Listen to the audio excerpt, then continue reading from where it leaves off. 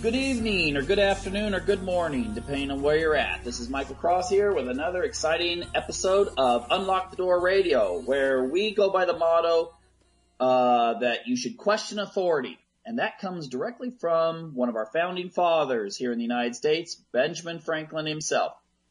And speaking of Benjamin Franklin, who was a really foremost scientist of his era, I'd like to deal with something tonight which is going to have a profound effect on humanity. As much as the harnessing electricity has had on humanity, what's coming up in the near future is big time, and it's going to change everything. It's a game changer for every aspect of life. So tonight we have none other than Daniel Estulin, who is an author. He's written 12 books. He has a program on RT, and tonight he's going to be sharing some information on transhumanism. Now, again, thank you for coming on, Daniel. Thank you so much for having me on your show. It's a pleasure. Excellent. You know, I have a real strong interest in transhumanism. I'm really into science, but also social science.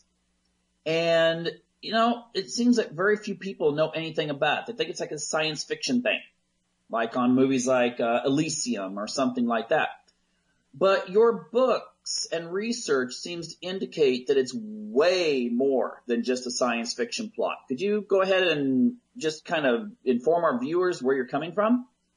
Well, it's actually a lot more than science fiction. It's actually science reality. And first of all, good morning, or good afternoon, or good evening, and thank you so much for the invitation to be on your show. It's a pleasure for me to share this time with you. There's a lot of obviously speculation about how much of my new book, Trans Evolution: The Coming Age of Human Deconstruction, is fiction, how much is fact, and how much is kind of a mix of the two. I assure you, from all the research and all the footnotes in the book, there's over 600 footnotes in the book, that it has very little to do with science fiction and all to do with reality for the very, very near future. The basis and the emphasis of the book is that we're standing at the cusp of the greatest evolutionary change in the history of mankind. What's coming in the next few years, and when I say few, the definition is about 3 to 5 years max, is going to completely redefine the very definition of what a human being is on the planet Earth. In fact, I can tell you without any doubt at all that the generation of our children, the kids who are today at 15 or 20 years old, they're the one last 100% human generation of people on the planet Earth. Their children, my grandchildren, they're going to be anything but human. They'll be transhuman children. They'll be post-human. They'll be man-machines. They'll be cyborgs. They'll be beings who are not totally human as a result of synthetic biology. Our DNAs are being changed as we speak through genetically modified crop. And again, what is about to hit us, human beings of humanity, over the next few years, combined with all the geopolitical changes in the world, which, needless to say, I explain in the book, are not some irrelevant facts which we shouldn't worry about, but very much form part of this continuum, which includes all of these elements such as transhumanism, trans evolution, synthetic biology, space exploration, economy, destruction of the world economy. And as I said again, it's the first book out there that puts all of these elements on one plateau and gives us a roadmap of humanity, or for humanity, of our near future. Well, a while back I ran across this report, and it was called the National Intelligence Council's predictions for 2030. And essentially they predict, if you read this, it seems that, yes, they talk about population growth. They talk about changing geopolitical realities. But they also bring up that in 2030, exactly what you said, people are going to be, what we see as the internet today will be like thinking about when, people were kids in the 70s playing Pong on like a little Atari system. All of these reports actually have a basis, and the basis for these reports that you mentioned is the report that I got, which is actually how I got interested in writing this book 10 years ago. So the kernel of what today is my new book, Trans-Evolution, began back in 2005 at the Bilderberg conference in Rotterdam, Germany, when one of my sources gave me a partial, it wouldn't be a report at the time, it would be a draft of what later turned out to be a blueprint on the future strategic trends for the entire planet Earth. And the report, which came out in 2007, is called Strategic Trends Report 2007-2036, a secret source document on the future of humanity. Today, you can actually download it for free off of the internet. It's a 91-page report. I very strongly suggest people download it and read it. It's astonishing at how well these people understand the future of humanity. And when I say these people, these aren't some mindless or faithless bureaucrats. These are some of the greatest evolutionary thinkers, futurists, scientists, social scientists, geostrategists in world history. Again, Strategic Trends Report 2007-2036. And some of the conclusions of that report are striking and startling. For example, between now and 2036, the world's population will explode to 10 billion people in one generation. About 2/3 of the world's population will be living in areas of water stress. So we're talking about by 2036, if there are 10 billion people, about 7 billion people will be living in areas where there's going to be lack of water. So lack of food, water, medicine, proper hygiene, education, basic human necessities will spell collapse, according to the report. And without mincing words, these people state explicitly that a growing gap between majority and a small number of highly visible super rich is likely to pose an increasing threat to social order and stability. And the result of that will result in civil war, intracommunal violence, insurgency, pervasive criminality, and widespread disorder. And as a result of that, they're talking about the breakdown of the very political international system and the globalized economy, which will result in the breakdown of countries. And by the 2036, countries will be replaced in most parts of the world by mega cities. And this report defines mega cities by population base of anywhere from 20 to 30 billion people. And again, so what we're looking at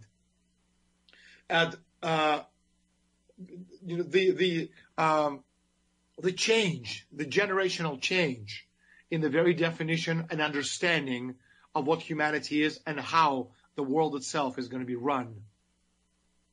Okay. What it sounds like you're describing for, the listeners is essentially a Hunger Games scenario, kind of a dystopian future where there's going to be the haves who will be like in, maybe a more modified version of our gated cities concepts, and the have-nots, which will be increasingly competing with each other for what limited resources that are still out there available for them. Well, actually, the Strategic Trends Report calls it the future world the world of Blade Runner.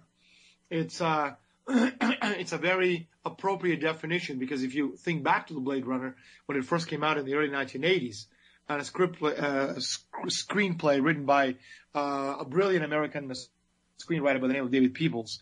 It's the same guy who actually wrote Accidental Tourist, just to give you an idea.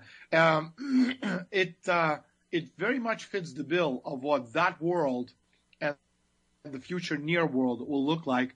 And when you combine the technological advancements in all of its manifestations, in all of its fields, as I explain painstakingly in my new book, you have to understand that these people who work on these futuristic reports and scenarios, they don't make mistakes ever. There's never any room for mistakes in what they do, because every element of power is controlled by the people who run the world from behind the scenes. And one of the reasons, again, it's something that to a lot of people is very difficult to understand, is because people think of politics as foreign and national, where there is in fact national foreign policies have very little to do with the world, the way the world is run, and have very little effect on the world's development. It's the global politics which affect everything that's around us. And these global politics are not run by Congress, by Barack Obama's, by Putin's or anybody else. It's run on a supranational level by these, call them globalists, elites, whatever you want to call them, from behind the scenes. Mm-hmm. Well, there's something interesting, and that is that I was listening to a Nobel Prize dinner. They had a presentation where they had a lot of Nobel Prize winners from a few years back. And the question came up of what would the future entail in regards to longevity. And it wasn't a question of whether there would be super increased longevity in the future. And I'm not talking about people reaching 100 potentially, but we're talking like 200 and beyond. And that was what the scenario was. The thing is that every time I bring up transhumanism with people, the first thing they bring up is, well, there'll be overpopulation. How will the elite deal with the idea that there could be a doubling of the lifespan? Well, first of all, you have to understand that man's future is in space. I think it has to be obvious to anyone out there. In other words, if we extrapolate what we are today, which is 7 billion people, to the next 50 years from now, and we go to 10, 12, 15, 20 billion people, and it's not a question of space, because there's more than enough space, for 50, 60 billion people on the planet Earth. You can put them all together. The people we have right now, you can put them all in Texas, and you're still going to have room left over.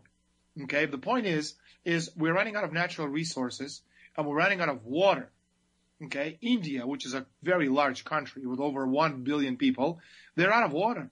So the fact is that, we have such incredible water stress across the globe, obviously it makes one wonder what's going to happen in the very near future. And the fact is that if we go 50 years, 100 years, how about 1,000 years? How about 10,000 years from now? I mean, we have to extrapolate and plan ahead. Planet Earth is only this big. I mean, you can't extend it. You can't make it bigger. You can only make it smaller as a result of more and more people and, greater and greater stress on the natural resources, which means that the elite, they understand very, very well. And this is, some of the most intricate things of this book. That it's a very good question, by the way, Michael, that you asked.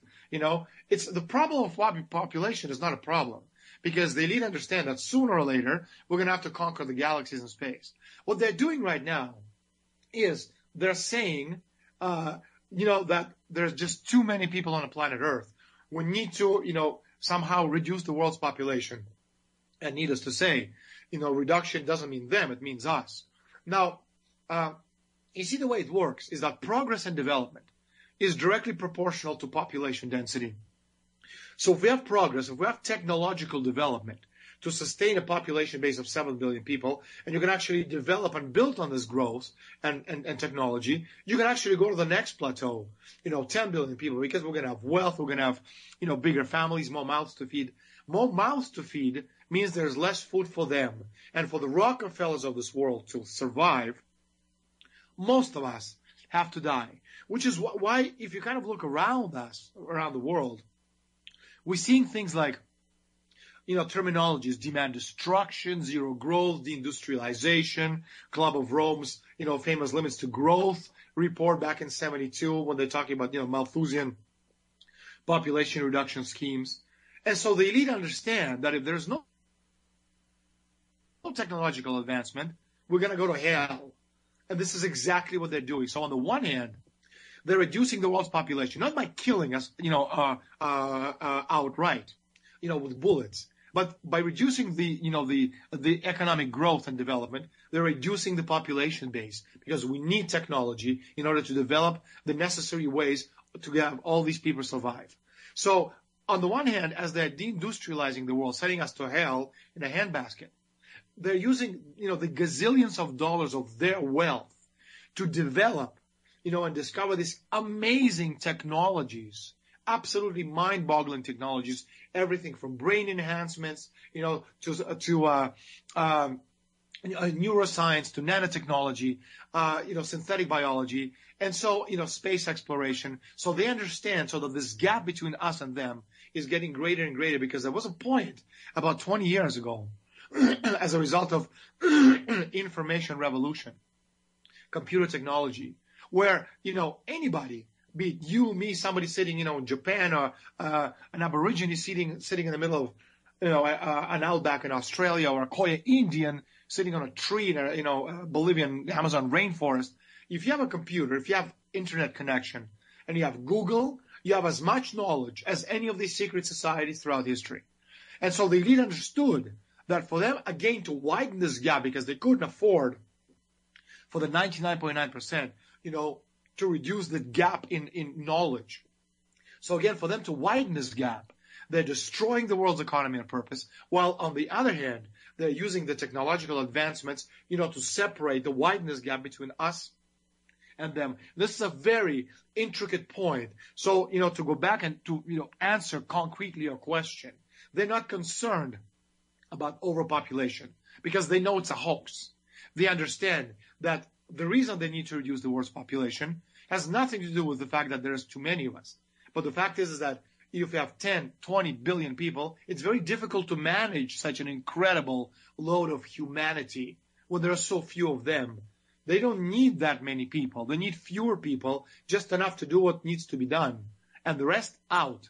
But on the other hand, they also understand that our future as humanity, and we, the people, have to understand this, is not here on the planet Earth.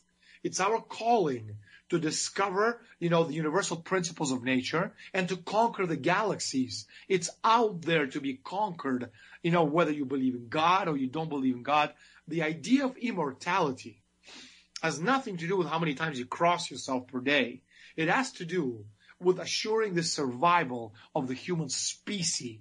And for us to survive 1,000,000 years from now, we must conquer every nook and corner of the galaxy, without even mentioning the fact, and I finish, that, in space, in the solar system, Moon, Mars, etc., you have all the natural resources you would need to continue growing technologically on the planet Earth and begin the space exploration age and begin the colonizing of the moon, of Mars, and so on, so that the future generations, by about the year 2050, as this report, Strategic Trends Report 2007-2036 predicts, by 2050, we'll be going in large numbers to Mars. It's like taking a subway, except we'll be going to Mars. Oh, I look forward to that. Hopefully I'm still alive then.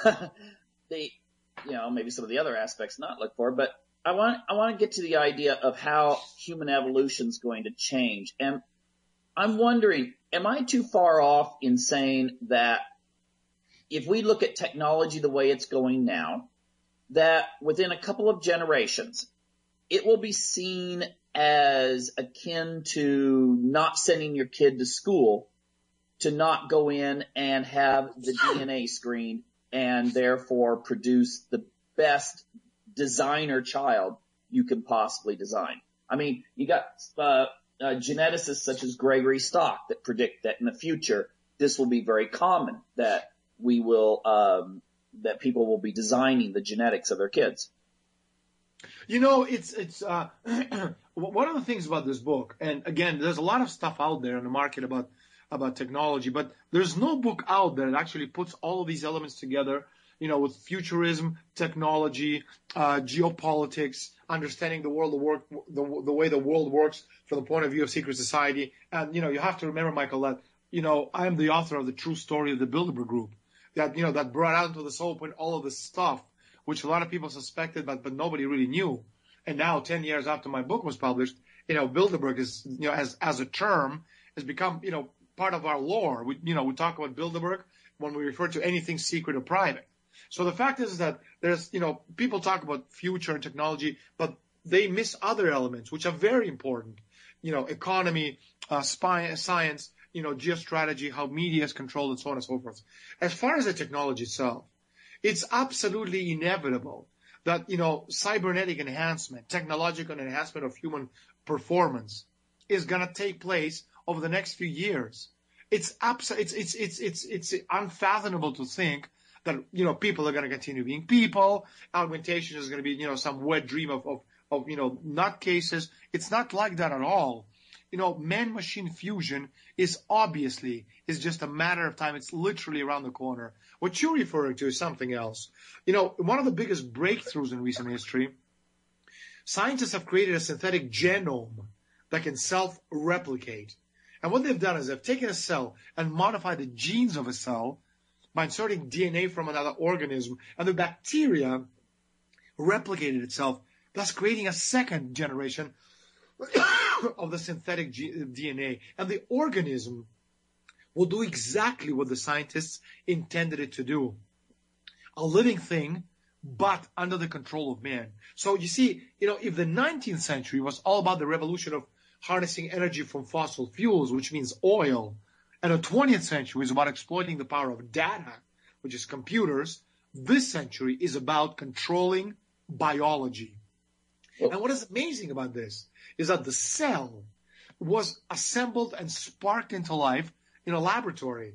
And this technology has literally taken us across a threshold. It's a turning point that marked the coming age of this new science called synthetic biology, founded an ambition that one day, very, very soon, Michael, over the next couple of years max, we will, without any doubt whatsoever, will be able to design and manufacture a human being in a laboratory the same way, you can manufacture, a cake, for example. In other words, you can get a DNA of anything here on Earth, and you can create an organism that never before existed entirely from non-living materials. This is mind-boggling. And what the scientists are doing, they're creating new life at the same time, as we're creating life forms that the human immune system and the world has never thus far experienced. And as such, it will revitalize perennial questions about the significance of life, what it is, why it is important, and what role humans should have in its future. And you mentioned a very interesting idea, the idea of, putting together a human being. Well, that's exactly what it's going to be done. I don't know if you saw a film a few years back with Jude Law called Gattaca. Oh, we have that technology. We have that technology, exactly. Absolutely right. I read that the Chinese are actually trying to determine, looking at the genetic structures and genomes of people that are high achievers. And then their idea would be that you'd give a woman a fertility drug, she'd produce 20 eggs, you'd fertilize them, and then see which one would be the smartest, healthiest kid, and then implant that one. But not only that, they've already gone beyond that. Now they're using, DNAs of third individuals to mix in other words, they're mixing in other people's DNA in with the couples to literally produce a new breed of humans. So it's not a question of a man and a woman, mating, you have a child. No, you have men and a woman and then somebody else's genes, okay, DNA. So you can actually literally build the human being block by building block as if it was Lego. But there's a darker side to all of this. Consider, for example, people like me, or criminals, or dissidents, or people who think differently from the official party line of one world state. Well, we could have our children's DNA altered during pregnancy as punishment for our non-obedience. And what's more, by altering the DNA, the private corporations and governments, who will obviously work hand in glove, they can create a society without memory.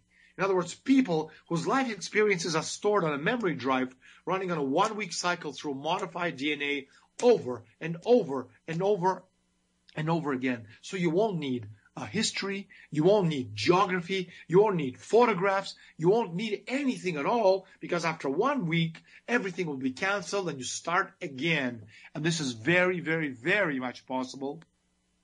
And this isn't, again, some, crazy scientific dream come true. No, this is Huxley's 21st century scientific dictatorship without tears. This is exactly how they understand transhumanism. It sounds weird, but it might be that I know that Bertrand Russell talked about having certain traits within the elite, and then the other trait, the masses would have those traits spread out. And I'm just thinking, if you look at things like, something weird like psychopathy, I mean, for someone in a leadership position, they might want their children to have a lack of empathy, to take, to be their rulers.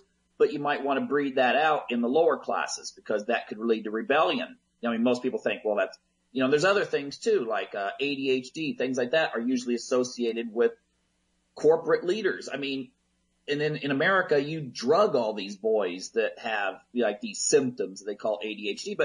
But if you screen at the beginning, you could get rid of all these people you don't want. Exactly. Technology will increasingly dominate the world. There's no doubt about it. As population, resource exploitation, and potential social conflict grows. Therefore, the success of this convergent technologies priority area is essential to the future of humanity. You see, the very idea of transhumanism, it fills people's hopes and minds with dreams of becoming superhuman. Being able to upload your mind, download information on the computer, through microchips. But the fact of the matter is that the true goal is the removal of that pesky human free will itself.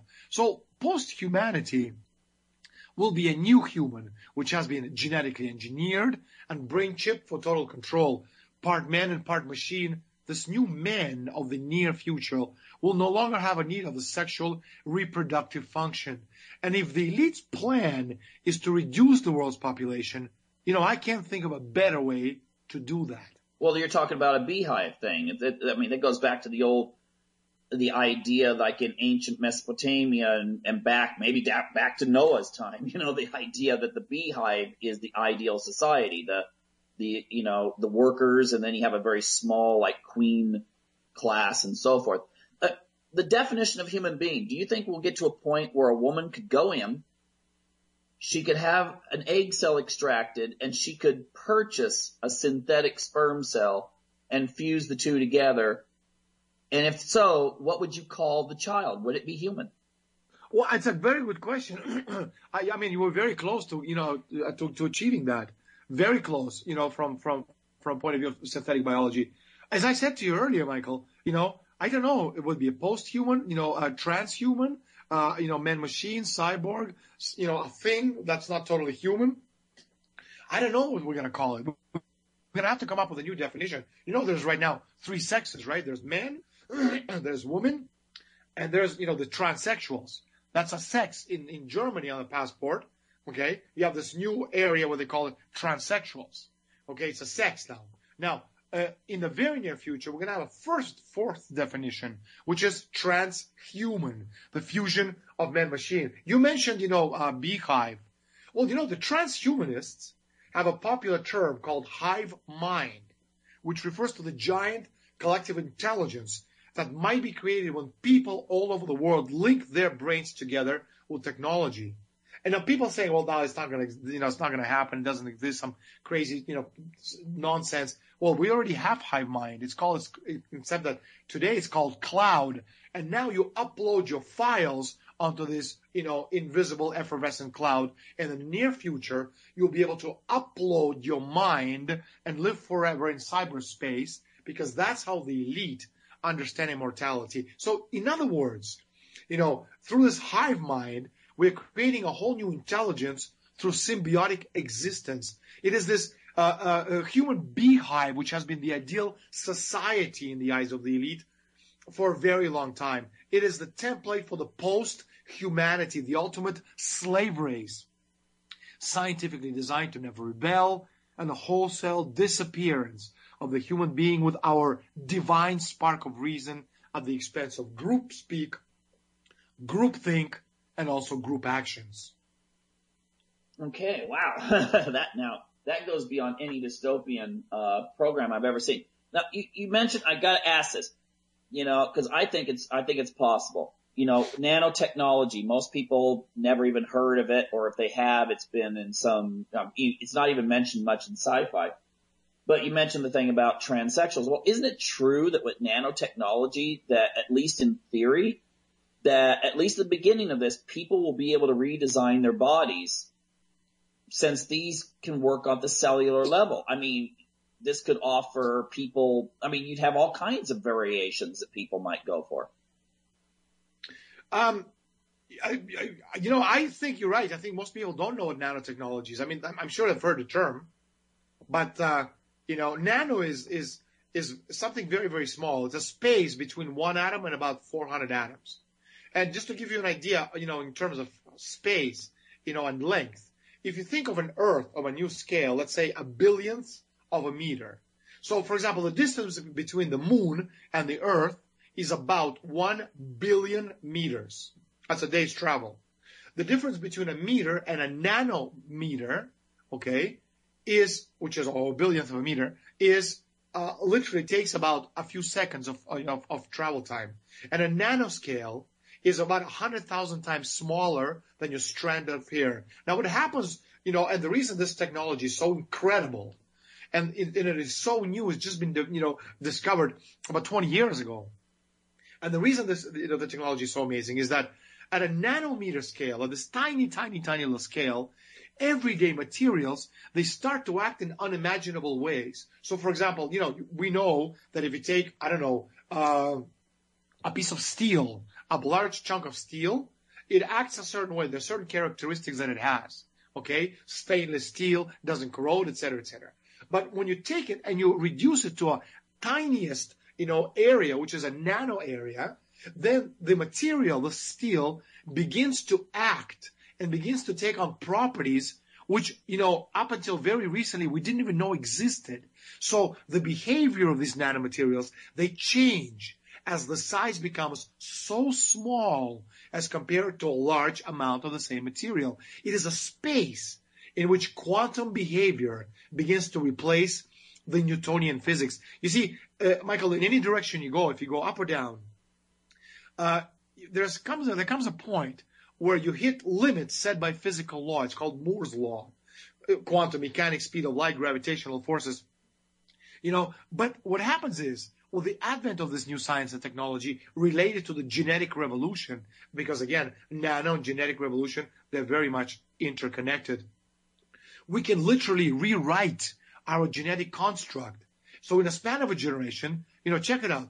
We've gone from genetically modified plants to genetically modified animals. You remember the doll, Mm-hmm. Sheep dolly. Well, the next step, obviously, is going to be what? Genetically modified humans. And when you start, mixing genetically modified humans and human beings, and you start fusing them together, who knows what's going to come out? But what is absolutely certain is that nanotechnology is going to play a very, very important role, in this generational change that we as people are about to embark on.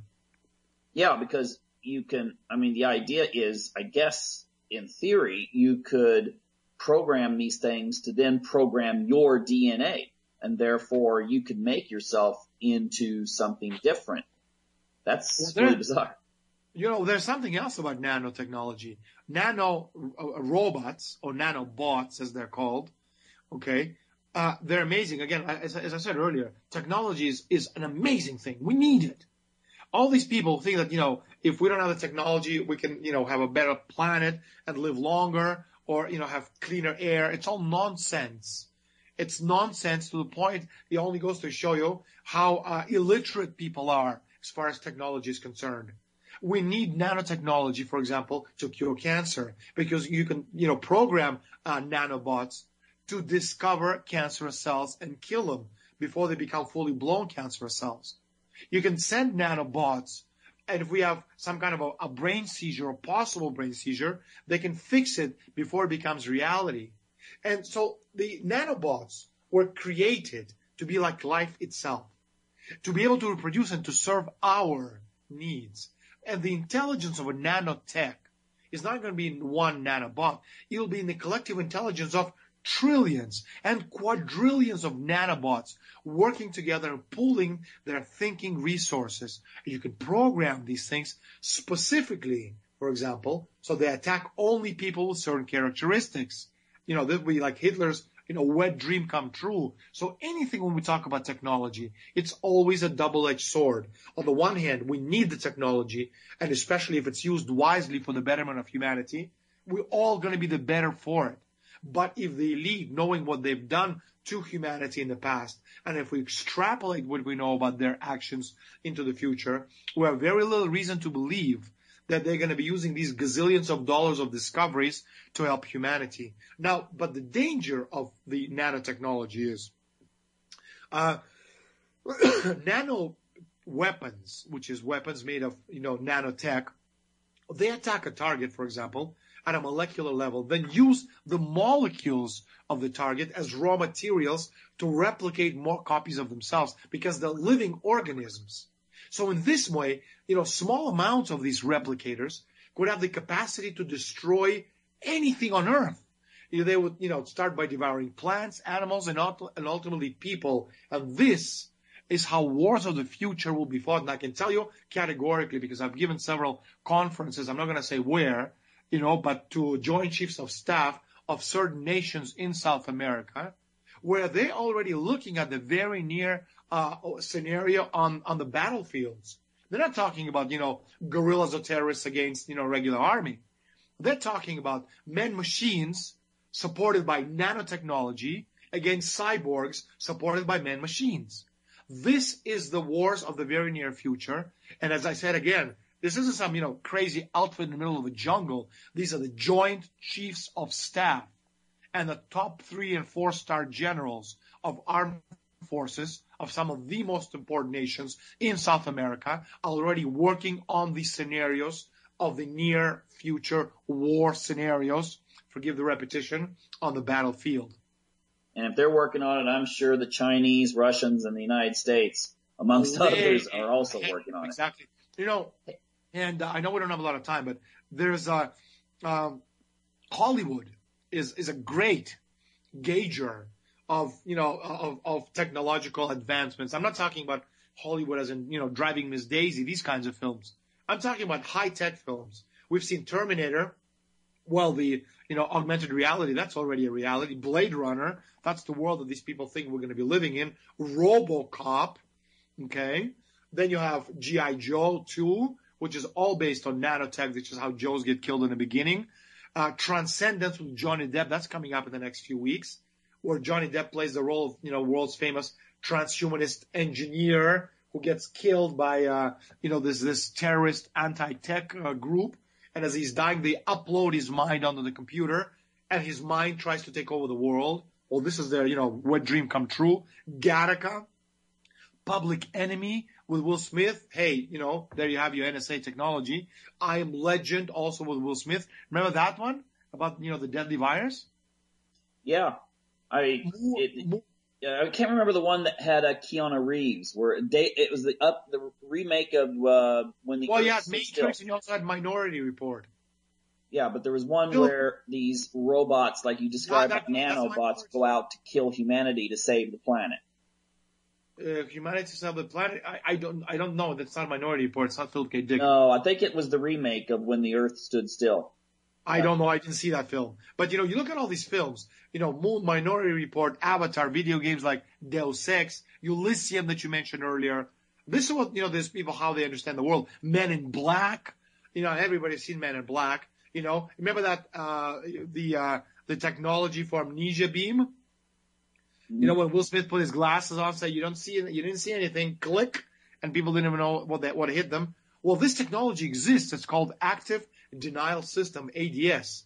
It's a byproduct of larger ongoing research looking for technology that could delete and then replace your memory.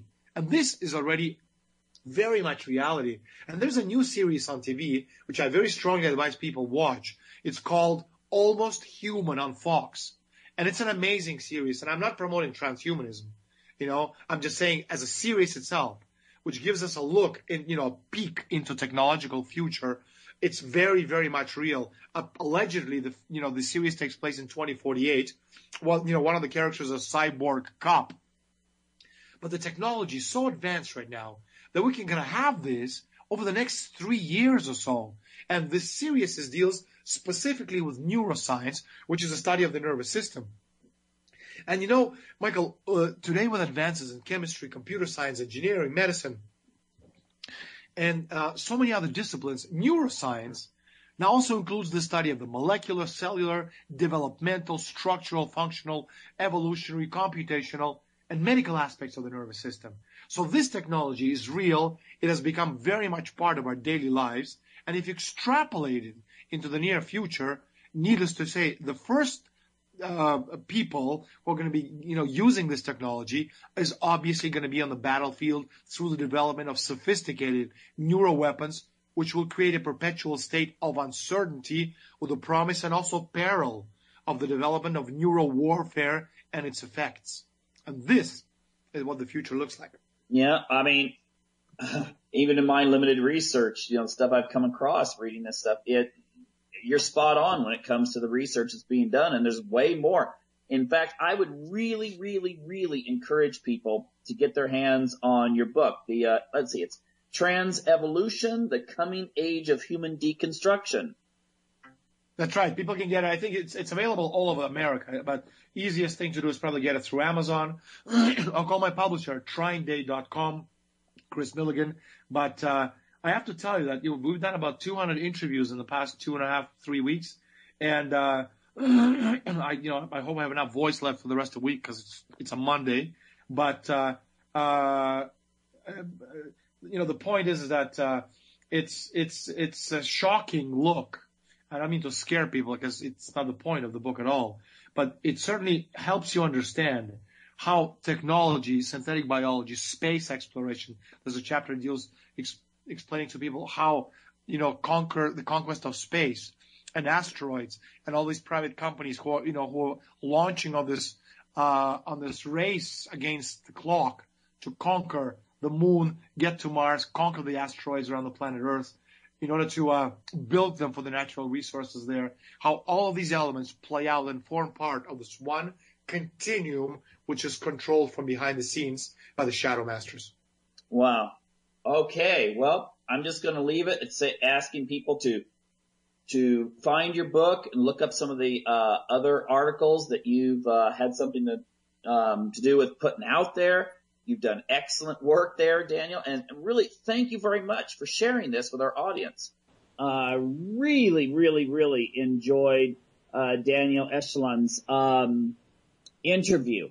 He gave a lot of information. You could just tell that there was so much more that he wanted to share. I haven't read his book. I've seen sections, and it looks like it's really well researched. The book, Trans Evolution, The Coming Age of Human Deconstruction. But, this issue, I'm just going to give some commentary here for the next 16 minutes. But I want to just have people understand this. This particular issue is the issue, as I stated at the beginning of the interview. This is an issue that's going to affect everyone's life, directly or indirectly, and it will certainly affect your grandchildren, maybe even your children. It's hard to say how fast this technology will get out there. It's hard to know how much has already been done. I mean, I've read the articles about research done where you do human chimeras. If you know what a chimera is, it's a human-animal hybrid. Think back to some of those pictures from ancient Egypt and ancient Samaria. And you thought, well, that's someone's fanciful, their fanciful, fantasy, imagination. But once we have computers that can, accurately, pinpoint what genes are going to do what things within a sequence, then when you mix human and animal DNA, you will be able to create actual, at least in theory, actual functional creatures. I mean, if you just mix human and animal DNA now, I think probably what you would get is some sort of monstrosity that would look like from that one Aliens episode where was it Rigby or whatever her name was, Ridley? She comes in, and when she's kind of made the discovery that she's a hybrid, and then she sees all of these mistakes in the lab, all of these half human, half alien horrible mistakes. the thing is that once though you could actually map out the chromosomes and know what everything will do in a right sequence, and who knows, we may already have that kind of computer technology, then you could mix 10, 15, 20, 50% animal DNA into a human DNA and then see what you would get from that. I mean, you want a centaur? do you want something that looks like Pan from the ancient Greeks? Who knows what they had back in Noah's day? I personally think that Noah's day was not something that was just a simple agrarian society. And it wasn't something that looked like some sort of maybe a little tiny bit of industrialization or so forth. I think what you had was something far more advanced than we have today. And the whole idea of Atlantis ties in very well with Noah's flood. That there was probably stories that got passed down through the ages, or text that got passed through the ages, that described this wonderful paradise of a society. And, you know, what destroyed it? Well, I would encourage people maybe look into some of the ancient writings like the Book of Enoch and so forth. I mean, come on. You know, I was asked by a young woman today, why haven't they really made a good sci-fi presentation of Atlantis? I mean, there was a few kind of goofy Atlantis style movies from the 50s and so forth. But it was like some Greeks who had an island and, ancient civilization type things. I would prefer to have something where you had something that looked like it was from the movie Blade Runner, and or some of these Japanimation movie series, these dystopian movies, because I think that's what Noah grew up in. I think that's what Noah was used to, and that's why the world had to be sent through a cataclysm. I mean, otherwise, why, if it was just an agrarian society with some brick buildings that look like from ancient Babylon, then just send a disease down to Earth and give Noah and his immediate family immunity to the disease. That's all you needed to do. Why wipe out the whole world? It seems like a needless destruction. But anyway, the thing is that I was watching a documentary the other day. There's a documentary on Discovery, I believe. It's hosted by James Woods, the actor, and it was featuring Mikio Kaku. His last name's spelled, if you don't know this, with K-A-K-U. You type that into Google and then just put down transhumanism or predictions for the future. He has a really good video about his predictions for 2030.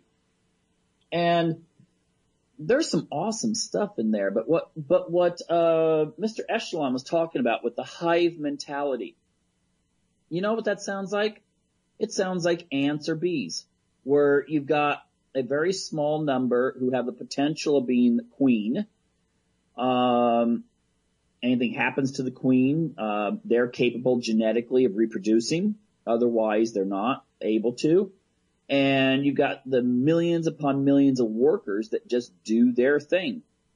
And they can rub their antennas together. No one really knows how they communicate in that sense. I mean, there's pheromones, obviously, but the antenna seem to send some sort of messages.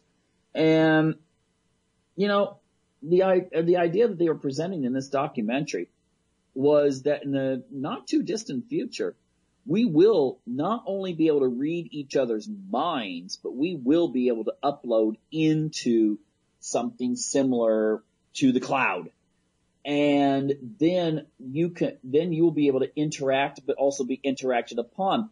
Now, to me, that sounds like some sort of, you've turned humans into a giant neurological organism. And I do say organism in the singular sense. I mean, that's the idea I would get. If you think people are fixated on things now with their iPhones, think about what it would be like if you could merge with the rest of humanity. Will that then lead to this? Well, I've never heard of this speculation that Mr. Estulin pointed out, the idea that we could redesign people to where they would only be programmed for specific task, and therefore they would then be given information and memory and so forth that would be necessary for them to perform the tasks set forth, and then they would just, get erased and then start over again. And to me, that sounds that would be like the ultimate dystopian scenario. I mean, that goes well beyond anything in 1984. That goes well beyond anything that you see in Blade Runner and so forth. At least in Blade Runner, you still had individual thought. In fact, the whole premise of the movie seemed to be, what is individual thought, in the sense that the synthetic humans were starting to develop an idea of their own self, and they didn't want to be terminated. They wanted to continue and to survive and to think and to create and so forth. The thing is, with this, it sounds like something like the closest thing I can think of in sci-fi would be the Borg on Star Trek. The idea that people would just live these, lives of just, nothing really that would be theirs. They would just do whatever was necessary, directed by who knows who or who knows what. Maybe a supercomputer would direct them, and reproduction would be done in labs. And then, similar to, again, the Matrix, that scene where the embryos were all harvested, millions upon millions of them, before they were inserted into the gel, the machine gel thing. Now, the thing is, I don't want to present the future as it's going to be this really horrible, horrible thing. I think we're going to see changes. I think we're going to see a greater division in human society. I think the people that have intelligence and ingenuity at this time will have the ability to be able to be more individuals in the future. Now, of course, they will they will adapt. They will probably start using a lot of these implants. And to be honest, I've asked people this question for years now. How many people would get some of this transhumanist stuff done on them? A few years ago, 1 or 2 out of a group of 30. Now you get about a third that would do it. I even ask questions of young people. I say, and I don't mean kids, I mean like 18, 19-year-olds. And I ask, would you replace your body? Just have your brain taken out and put into a synthetic body. And usually the first question they'll ask is, in fact, the first question they will actually ask is, will this last? Will this keep me young forever? Or if I was old, would I be young again? And they say, well, yeah. And then they're like, throw the body away. And this, I think, is something that we will see. We'll see it slightly when we have artificial limbs that will work 10, 20, 30 times better. Like, think about $6 Million Man back in the 70s. And people will voluntarily, I believe, remove functional arms, legs, maybe eventually whole bodies, and have synthetic bodies put on. Now, the population thing, I'm not sure. I think population's going to be in the decline. I think the population, as opposed to how many jobs there will be, we already see how that's working because we're getting more robotics and so forth. And when you even have China starting to invest in robotics to replace workers, you realize that we're getting into an increasingly technical age where people are going to need more intelligence. And at the same time, we are needing people with lesser intelligence even less. What place will they fulfill in this society? And I think the more intelligent people will be able to make use of genetic enhancements, of synthetic enhancements, and so forth. And you're going to see a shift in human, you can call it evolution, that is going to be phenomenal. Where you'll have, I don't know, the Star Trek-ish type people, and then people that look like they're going to one of the big box stores on a, costume day or something. The thing is that, yes, we are going to see this. But I think population-wise, I think there really is a strategy right now in place designed to decrease human population. And if you look around you, look at young people today. How many people do you know from the age of 20 to 30 who are married and have a family at this time? Think about that. And then you probably you may have some people in that situation, but then think of how many who don't fit into that situation. And if you figure we need at least a little over 2 kids per family just to replace ourselves, well, I can tell you right now, on my Facebook, I've got tons of people, hundreds and hundreds, who are ages mostly in 20-somethings and early 30-somethings. And of that group, I would say only a very small minority are married and starting families. A very small minority.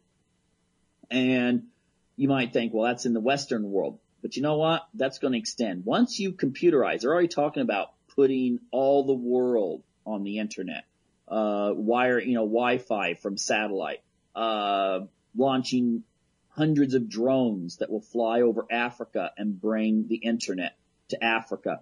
When you have internet and television in every home all over the world, whether it's in a remote area, Tibet, or the slums of Rio, that is when you're going to see population decline.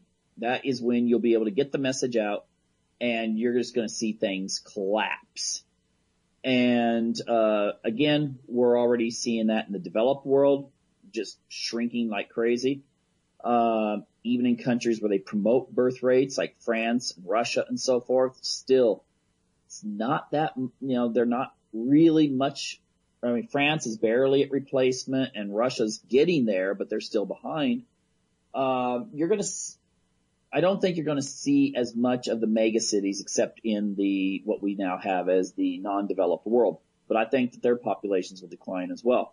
So maybe that one scenario of billions of people out to get each other's wealth is maybe not correct. But nevertheless, I really encourage people, look up some of this stuff.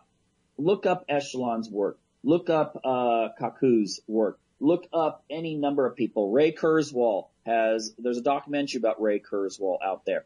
Look it up. Watch it. See what's coming. Don't be blindsided. See what's coming in the future. And this stuff is not fanciful. It's grounded in actual technology we have today. Anyway, we'll have lots of shows on this in the future. This is Michael Cross signing off from Unlock the Door Radio, and encourage you to be here next week for another exciting episode.